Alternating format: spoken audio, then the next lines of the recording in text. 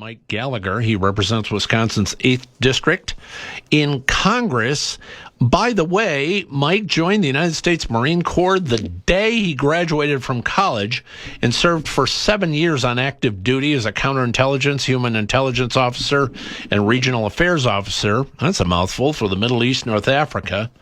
And was deployed twice to Anbar Province. So of these things, Middle East, he has some very good perspective. Congressman Mike Gallagher, thanks for coming on. Thanks for having me. Appreciate it. Listen, Mike, we want to talk primarily about the education panel that you are doing in Green Bay on Wednesday. I'm going to be up there for it. It's going to be terrific. We're going to talk about that. But with the president's speech this afternoon, with images from Afghanistan of panicked people trying to get on moving planes going down the runway, first blush at the president's comments, Mike Gallagher, reaction?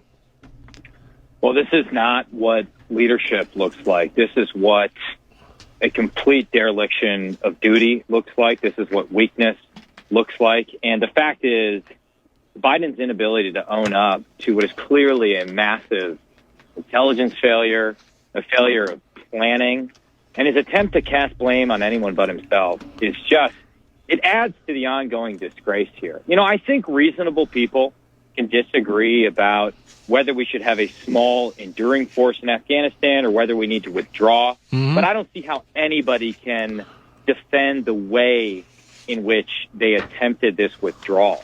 Everything from setting the date on the 20th anniversary of 9/11, which is a massive propaganda win for the Taliban, to there not even having indications and warnings that the Taliban were striking these surrender deals with local government officials, to the fact that there seems to have been no planning for how we get our own people out via the airport in Kabul, let alone the thousands of Afghan translators that work for us. I actually, a month ago, I had made the comparison to that Saigon moment in 1975, with the helicopters leaving the embassy. I actually think this is going to be worse. I mean, it took 2 years before Saigon fell, and the images we're seeing now are not just helicopters evacuating people. It's people clinging to the landing gear of U.S. military aircraft and then falling out of the sky. That's how desperate the situation is right now. So the president has been AWOL all weekend. He lost the country while on vacation, and now he is compounding his error by not even taking any responsibility. That is not what leadership looks like. Well, and in this case, Congressman Gallagher, I thought, and the Wall Street Journal mentioned this morning, because the president kept up his line about how he wasn't going to pass this on to another president. And they said in their editorial this morning, his self-justification exemplifies his righteous dishonesty. And part of the point of their editorial was, look, nobody's talking about passing it on to the next president. We're talking about how to leave responsibly without the whole country getting taken over. And instead, we get this. And honestly, on top of that, the justifications, they've tried to dress this up in fancy justifications like, oh, this is actually going to free up resources we need to focus on the China fight. And I'm sympathetic to the idea that we need to focus more aggressively on China, and Afghanistan doesn't rank anywhere near China in terms of a threat. But it's actually having the opposite effect, because we're having to reroute an aircraft carrier from the Pacific to deal with the withdrawal. If we're trying to move to an overwatch position to do counterterrorism operations, that taxes our naval and Air Force assets that we need in the Pacific. By the way, perhaps our most critical partner in the long-term competition with China is India. And chaos in Afghanistan, to the extent it emboldens Pakistan, is a threat to India. So it doesn't even make sense from a geopolitical strategy perspective. So it fails no matter which way you slice it or dice it. And then on to that, just the messaging, incompetence, and just the lack of general awareness. I just fear, if you're an American ally living in Taiwan right now, you're worried. right? The Chinese Communist Party is already exploiting this as a propaganda victory. They have a propaganda op-ed today addressed to the people of Taiwan saying America is a fair weather friend at best. America cuts and runs. Don't depend on America when we take over Taiwan. And if that happens, that's a complete collapse of U.S. foreign policy and our deterrent posture globally. So I'm not trying to overstate this, but I not even some of Obama's worst foreign policy moves, of which there were many, were as incompetently executed as what we're seeing right now. And I had Jim Carafano on from Heritage in the last hour, great. And he is terrific. And he, to your exact point, Representative Gallagher, he said, how many times do we have to learn this? ISIS in Iraq, the Red Line in Syria, Benghazi, everything these folks touch turns into a disaster. It's the same mistake, right? I mean, Obama withdrew precipitously from Iraq with no plan and talked about wanting to pivot to the Pacific, rebalance to Asia, and misunderstood the fundamental alliance structure in the Middle East, threw Israel under the bus, had a naive view of how the Iranians could be a constructive actor, and his entire foreign policy got sucked into the vacuum of chaos in the Middle East. I fear we're going to see the same thing here. And let me be clear, I'm not rooting for that outcome. I'm not rooting for them to fail, because when they fail, it hurts America. But I have to be honest about what I'm seeing here. And again, I just get back to the basic sense of if you're an American ally or partner, you have to be worried about the credibility of American commitment going forward. This is just not the way you conduct U.S. foreign policy. If you're the most powerful country in the history of the world, it's a disgrace for America. My guest is Congressman Mike Gallagher of Green Bay. Mike Gallagher, among other issues you're leading on, you recently published an essay, Wisconsin 2030, The Education Path to Prosperity Within the Decade.